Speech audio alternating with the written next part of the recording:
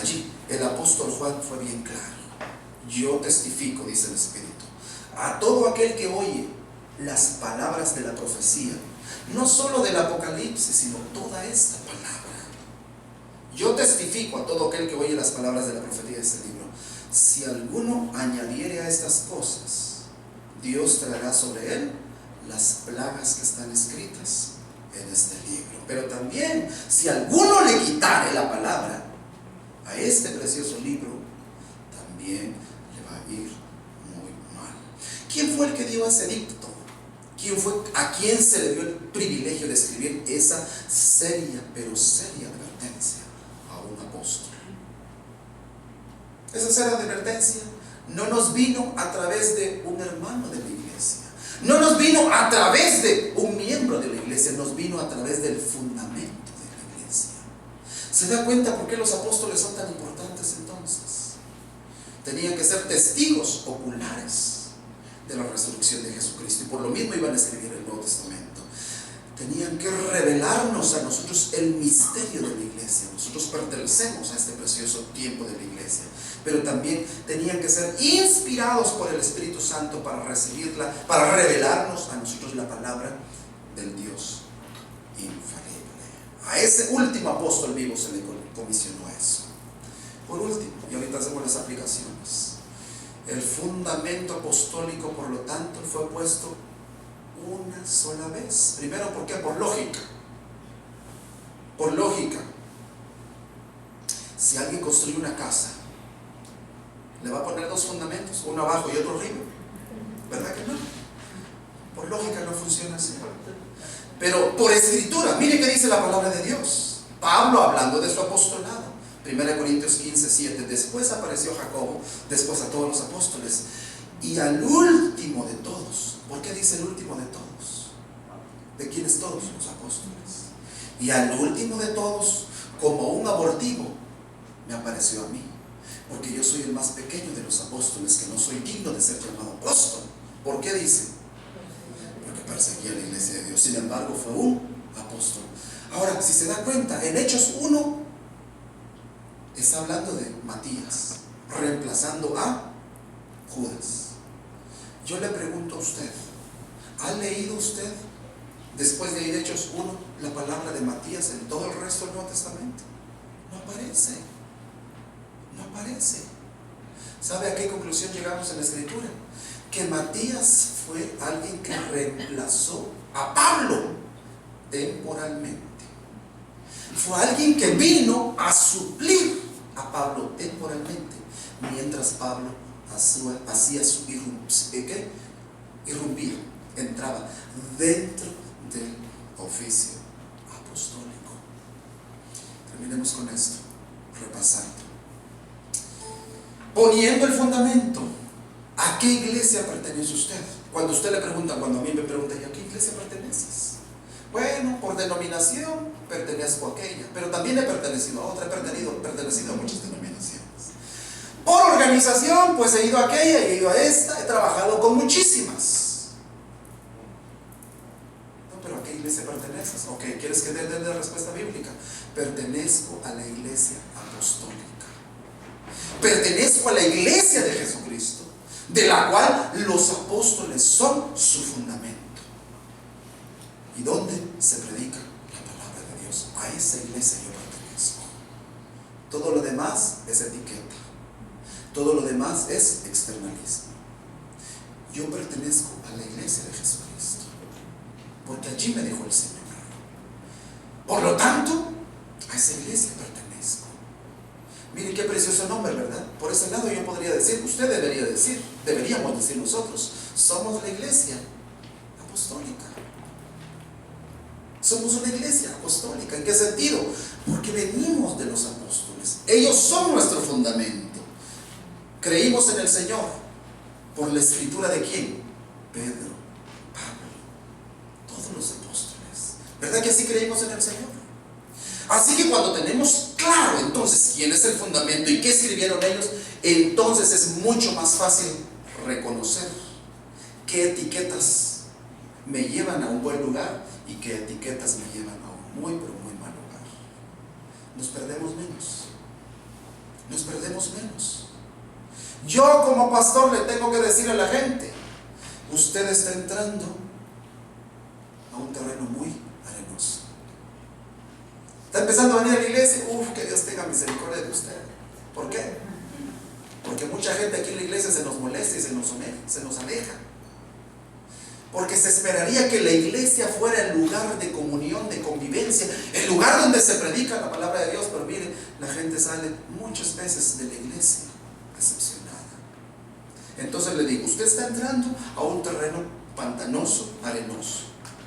¿Quiere tener un buen tiempo en la iglesia del Señor realmente? Ok, vaya a la palabra de Dios.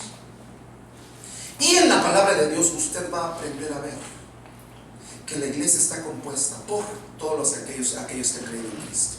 Pero en la palabra de Dios usted va a ver cómo los apóstoles pusieron ese fundamento. Y ese fundamento son ellos. Por lo mismo, si me preguntan, pero entonces mire, yo escuché que esta iglesia tiene apóstoles, yo escuché que aquella iglesia tiene apóstolas, yo escuché que aquí están haciendo eso y aquello. Bueno, usted tiene que ir a la escritura, precisamente de eso le estoy hablando. A mí no mucho me interesa que dicen allá, que dicen aquí, que dicen en cuál libro, en tal libro, que dicen en tal canal de televisión. Y se lo recomiendo, vaya directamente a las escrituras. Porque si no va directamente a las escrituras, se va a perder. Se va a perder. Conociendo a los apóstoles, mensajeros enviados y delegados. Jesucristo los llamó y los comisionó personalmente. ¿Para qué? Para poner el fundamento de la iglesia. Así lo dice la palabra de Dios. ¿Para qué? Con tres funciones. Uno, ser testigos oculares de su resurrección, pero también revelarnos el misterio de la iglesia. Pero también, ¿para qué dice? Para dejarnos, para revelarnos a nosotros la escritura. Entonces ya no es aquello que yo anoche tuve un sueño. Yo soñé categóricamente que tú tenías tal don espiritual. Oh, perfecto. Respeto tu opinión, respeto lo que tú dices, pero la única palabra inspirada me vino a mí, ¿a través de quién? De los apóstoles. Muchas gracias por tu opinión. Muchas gracias. Y quiera Dios que no te hayas equivocado, porque si no termina siendo un falso maestro. Así que tenemos la palabra más segura, tenemos el lugar más seguro al cual ir. ¿Y de dónde nos vino? ¿A través de quiénes nos vino? A través de los apóstoles, los cuales existieron una vez nada más. Y terminemos con esto. El domingo pasado yo mencioné por lo menos 3-4 palabras. Redención, así es, ¿verdad? Regeneración, sustitución, propiciación. ¿Quién mencionó esas palabras? Pablo, Pedro. Mencionaron esas palabras. ¿Dónde las encontramos? En el Nuevo Testamento. Redención, propiciación, regeneración. Todas esas palabras son palabras, son conceptos, mejor dicho. Son conceptos que Dios nos dejó a nosotros a través de esa belleza de hombres, los apóstoles. Si vamos a Romanos, nos damos cuenta de palabras como estas. ¿Qué significa la palabra regeneración? Regeneración significa que yo no estaba vivo, que estaba muerto y que volví a nacer. Me regeneró. Estaba muerto, ahora generó vida en mí. ¿Quién hace esa obra de darme una nueva vida? Esa obra la hace Jesucristo mismo. ¿A través de quién? De su Santo Espíritu. Eso significa la palabra regeneración. Antes, después, segundos antes, segundos después, no sabemos. Está la palabra justificación, que ahí la menciona también Pablo. Romanos capítulo 4-5, donde necesitamos ser justificados porque estamos condenados. Una persona que ha sido condenada necesita ir a con el juez. Pero imagínense esta escena. Llega con el juez y si realmente es culpable. Si realmente es culpable. ¿cómo cree que el juez le va a declarar inocente si realmente es culpable? Eso no lo puede hacer un juez.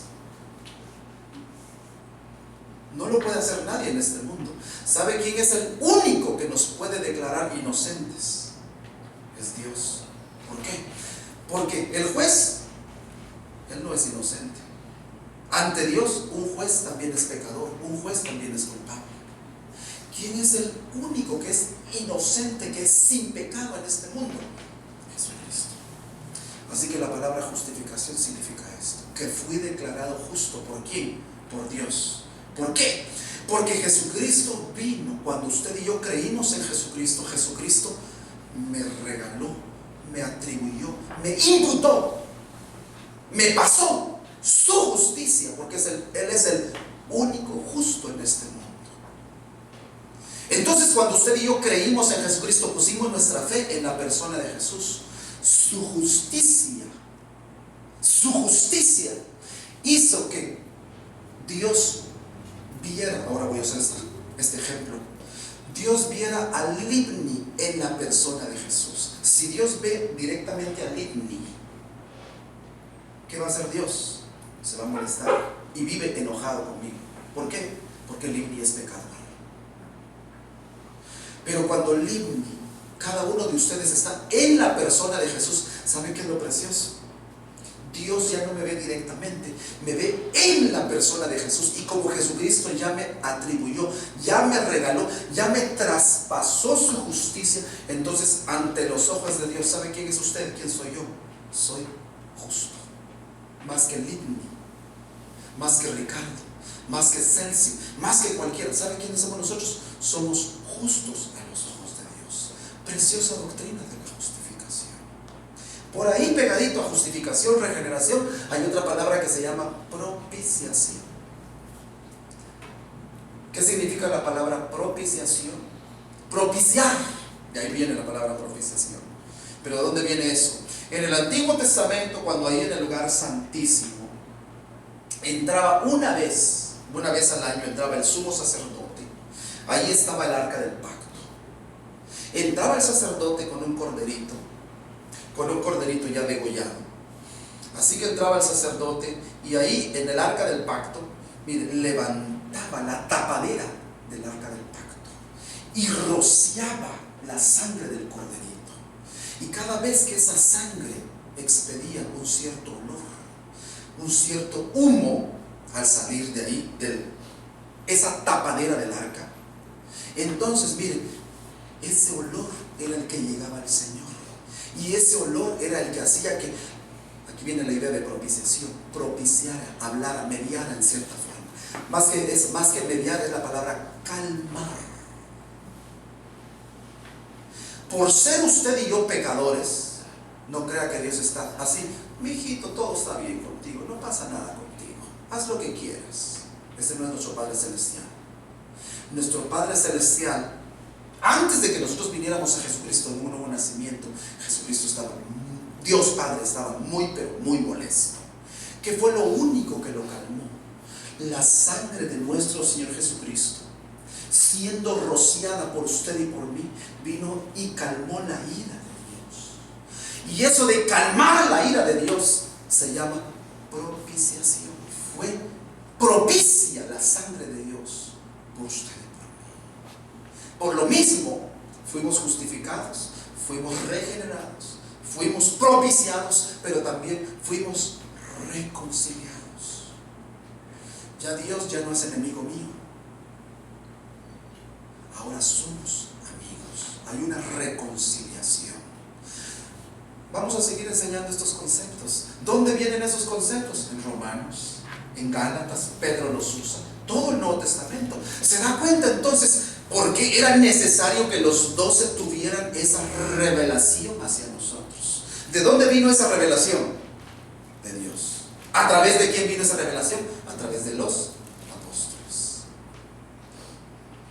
Por eso es que, mis hermanas y mis hermanos, demos gracias a Dios porque pertenecemos a la iglesia de Dios, donde el fundamento es Cristo mismo, pero también sus santos apóstoles.